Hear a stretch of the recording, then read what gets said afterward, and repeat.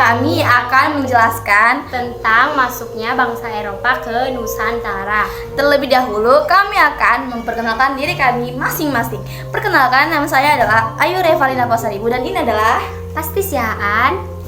Dan kami akan masuk ke dalam video. Selamat menyaksikan. Halo Ayu. Hai Pasti. Kamu udah selesai belum tugas sejarah yang tentang masuknya bangsa Eropa ke Nusantara? Oh, kebetulan belum tuh. Kita sama-sama ngerjain yuk. Ayo.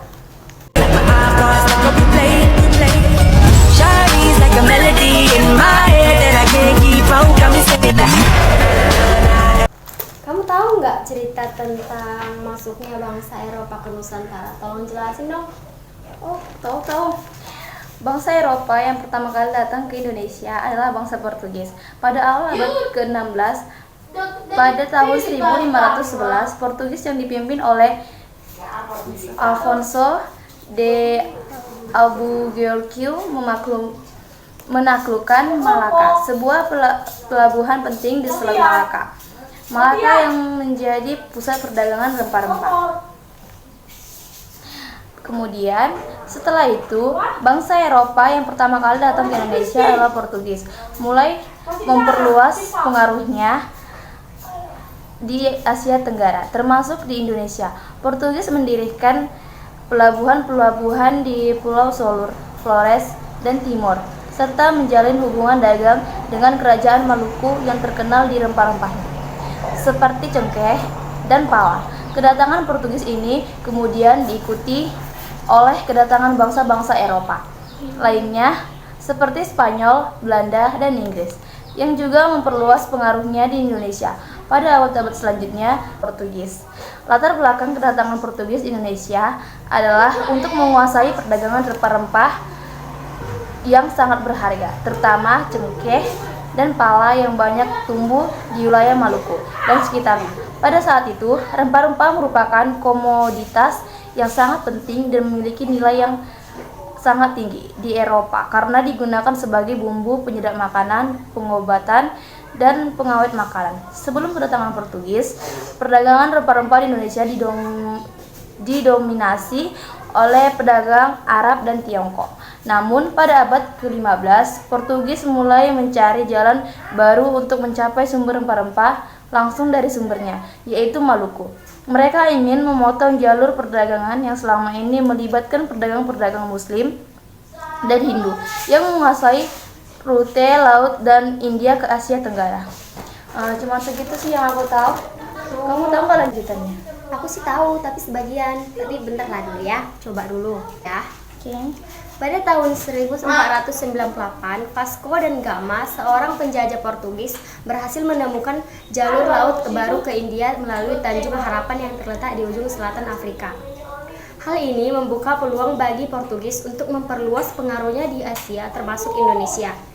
Dalam upaya menguasai perdagangan rempah-rempah, Portugis melakukan ekspansi ke berbagai wilayah di Indonesia seperti Maluku, Sulawesi, dan Nusa Tenggara. Mereka mendirikan pos-pos perdagangan, benteng-benteng, dan membangun hubungan dagang dengan para pemimpin lokal.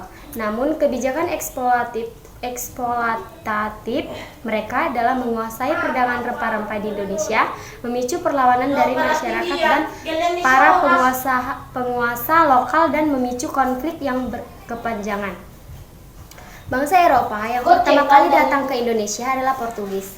Sejarah kolonialisme Portugis di Indonesia dimulai pada awal abad ke-16. Ketika Portugis menaklukkan Malaka dan memperluas pengaruhnya di Asia Tenggara, pada masa itu perdagangan rempah-rempah menjadi sangat penting bagi Portugis, dan mereka melakukan ekspansi ke berbagai wilayah di Indonesia seperti Maluku, Sulawesi, dan Nusa Tenggara. Portugis mendirikan benteng-benteng dan pos-pos perdagangan di Maluku serta menjalin hubungan dagangan dengan bangsa Eropa yang pertama kali datang ke Indonesia adalah Portugis. Meskipun pengaruh kolonialisme Portugis di Indonesia tidak sebesar pengaruh Belanda atau Inggris. Ada beberapa pengaruh yang masih dapat dilihat hingga sekarang. Berikut pengaruh kolonialisme Portugis di Indonesia. Pertama, bahasa. Portugis memberikan pengaruh pada beberapa bahasa di Indonesia, terutama di wilayah timur seperti Flores dan Timor. Beberapa kata dalam bahasa daerah di wilayah tersebut memiliki kemiripan dengan bahasa Portugis. 2. Agama. Portugis memperkenalkan agama Katolik ke Indonesia, terutama di wilayah timur. Hingga saat ini, agama Katolik masih dianut oleh sebagian penduduk di Flores dan Timor. 3. Budaya. Portugis juga memberikan pengaruh pada budaya Indonesia, terutama di wilayah timur. Misalnya dalam upacara adat di Flores, terdapat pengaruh dari tradisi Portugal seperti pemakaian topi pada saat upacara.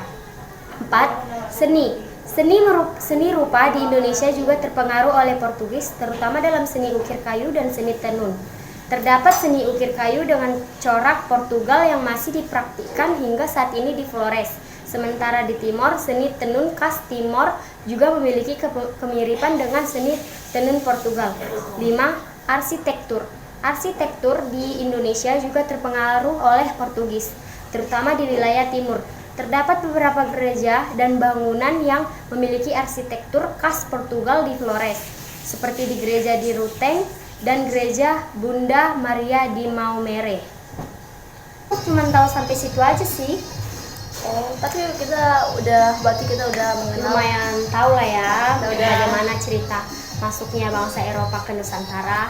Kita sudah mulai mengenal dan sudah mulai luas untuk mengetahui bagaimana masuknya bangsa Eropa ke Nusantara. Sekian dari hasil